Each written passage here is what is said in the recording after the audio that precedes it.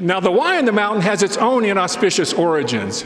Its roots trace back to a rivalry between two classes of students only 3 years after Brigham Young Academy became a full-fledged university. In the spring of 1906, the junior class at the high school decided to demonstrate its superiority to the senior class by etching a large 07 on the mountainside. Not surprisingly, upon awakening to that sight, the senior class objected. There then ensued what one author described as an all-day mountainside altercation, with punches exchanged on both sides.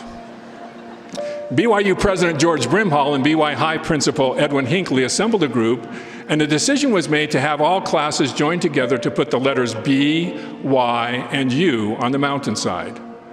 The project began with a Y to ensure that the letters would be properly centered on the mountain. The group started in the early morning with the expectation that the job would be completed by 10 a.m. But the task proved much bigger than the group had thought. The effort was so exhausting that, in the words of one involved, no attempt was made to cover the other two letters. And the Y was left standing by itself.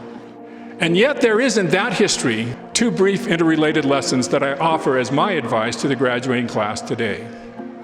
First, symbols such as the Y on the Y mountain ultimately gain meaning in our lives, not so much because of their physical shape or presence, but because of what we choose to make of them. Likewise, the meaning of events in our lives will be determined not so much by the events themselves, but on how we choose to view and respond to them.